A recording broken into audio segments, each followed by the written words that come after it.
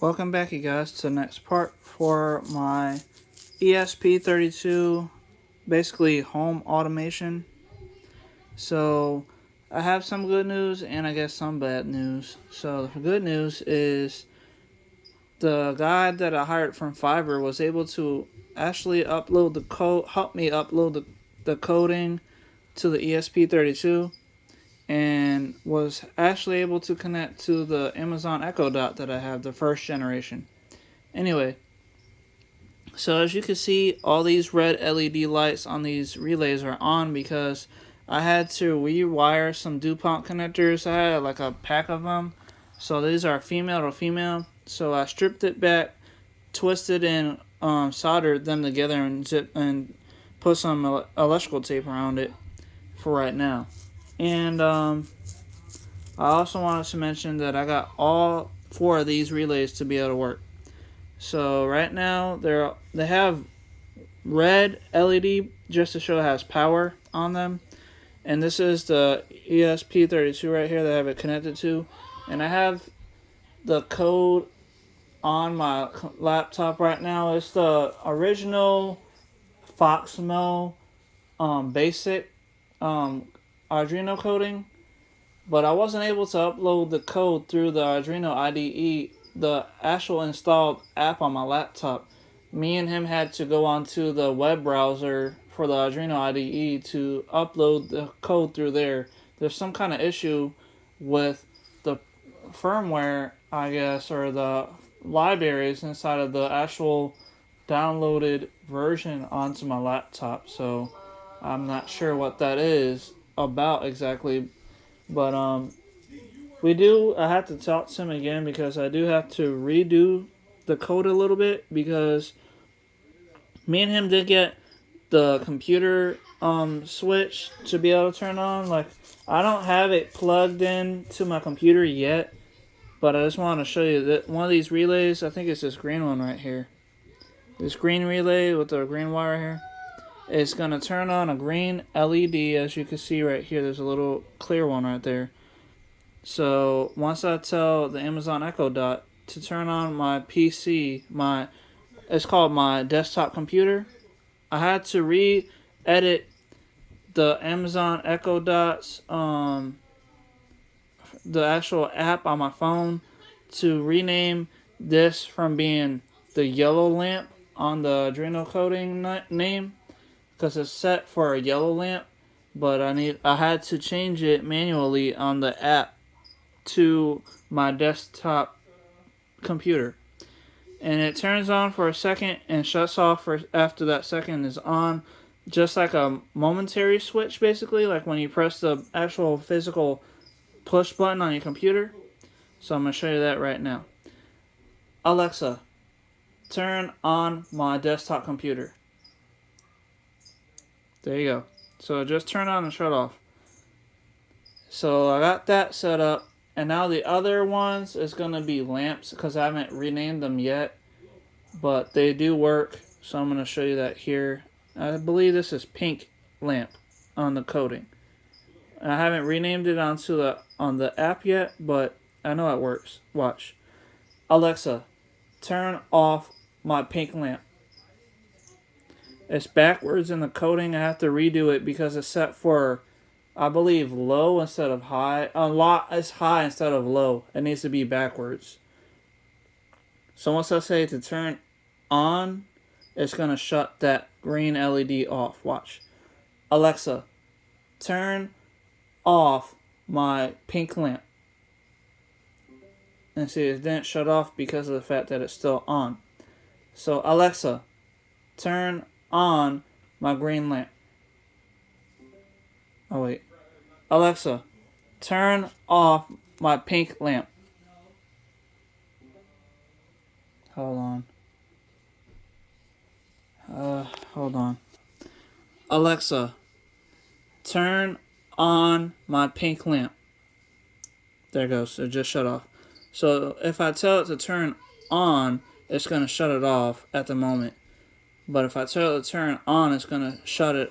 It's going to shut it off, but if I turn it off, it's going to turn it on. So Alexa, turn on off my pink lamp. There it goes. So now it's off, or technically it says it's off, but it's actually on. Alexa, turn on my pink lamp.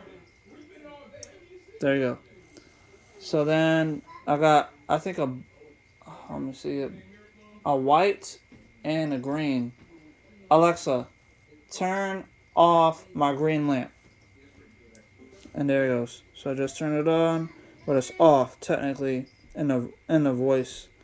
So me and the Fiverr gig guy that I've done this coding with is just gonna have to redo the coding, I guess, a little bit. But so far I got pretty much it working. So let me just do that again. It's green. So Alexa, turn on my green lamp. And I shut it off. See? And then the next one over here in this far right is actually the white lamp. Watch. Alexa, turn off my white lamp. There you go. So it turned it on because it said off, but it's going to turn it off when I tell it to turn on. Alexa, turn on my green lamp. Hold on. Alexa, turn off my green lamp. So that turned that on over there. So it does show that they do work. But Alexa, turn on my white light. There it goes. The white one. Now if I tell the green one to turn on, it's going to shut that off. Alexa, turn on my green lamp. So shut it off. So I got 4 relays working right now. The coding has it set up for 5, I believe. Yellow, green, blue, white, and pink. Yellow, green, blue, pink, and white. So it's 5. So I could have another one on here. I just have to find the pin for pin 0 for the blue. But I'm not really worried about that. And plus, I wanted just to have one esp32 per object that I'm turning on. So I have a bunch of esp32s, so I'm not really stressed about that. All I have to do is just upload the code a bunch of times to all the other the esp32s. And the reason why I'm even doing this is because I'm trying to get everything home automated in my room. Like I have her already set up to turn on my AC, and that's not using these. This is with that's with the Kaza app and stuff. But either way, I have her to be able to turn on my AC, and I'm gonna right now I'm gonna be working on getting her to turn on my 3D printers.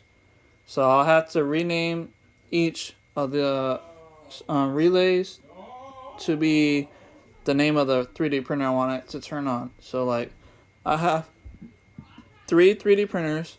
One of them is the longer LK5 Pro. The other one is the Ender 3 from Creality.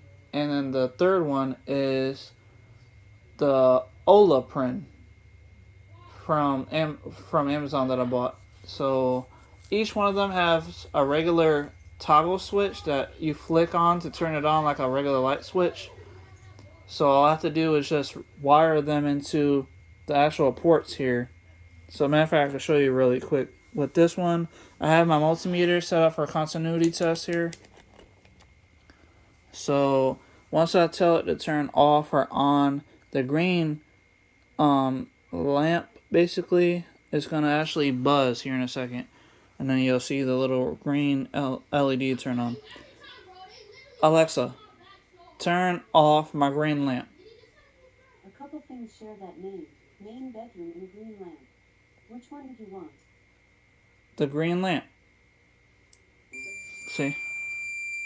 So there it goes. So now it's constantly on because I don't have it set up with a delay to turn on and off rapidly like I do for the computer.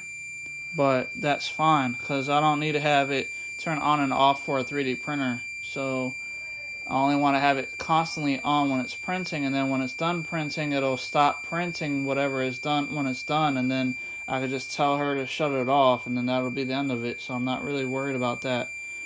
But I'm gonna go ahead and stop that buzzing now. Alexa, turn on my green lamp. There you go. So shut it off, and now you don't hear it buzzing anymore. So I just wanted to show you guys that this stuff is working for the most part. I just got to edit the coding with the Fiverr gig guy that I've been talking to. His name is Hama, Ahem,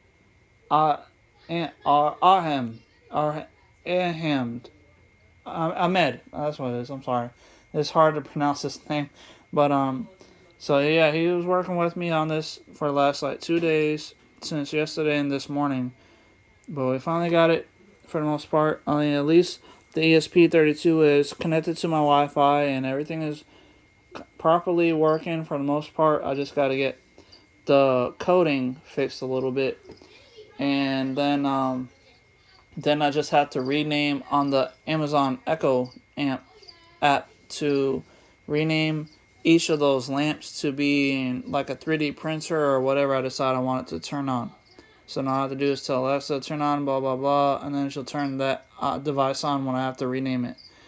But I hope you guys are liking this. Let me know what you guys think. I'm sorry if it's too long. I just wanted to mention that I am still working on stuff that I used to work on back in the day. I know these last like few years that I've been on YouTube, I've only been talking about my everyday life stuff. And this is sort of still in my everyday life. It's just it has to do with DIY stuff again. Like that's my main focus was trying to teach people the stuff that I learned. So if I can get everything working properly and everything doing right when I talk to that guy again, then I'll make another video, and I may even post the code, allow you guys to buy the coding from me, so that way you can actually upload and get your own house set up for home automation. And the only thing you would probably have to do is just change the Wi-Fi name and password for whatever house Wi-Fi you have. But just let me know if you guys want to do something like that. And like I said, I am talking to a guy that I hired on Fiverr. It cost me about $76, I believe, and well, really like 77 after taxes. But either way, that's the reason why. If you do want to buy the code from me, if I decide to go ahead and sell it on my next video, if I have everything working right like I want it to, then I will. You guys can just comment in down below of this video or that video whenever I get done working on everything, and then I'll probably just have you guys pay me through like PayPal to my email, and then after that I will send you the code. I'll email you the code that I have, and all you have to do is just edit it on. Probably since the Arduino IDE is having issues, the actual app on my laptop, I would say you probably would have to upload the code through the web browser, the web cloud. So the Arduino cloud. So you have options. I don't know if I'm having only me having this issue on my app on the laptop, or if it's for every app. I'm not sure. But either way, I hope you guys liking this information. Let me know what you guys think in the comments down below. I'll see you guys in the next episode. Goodbye.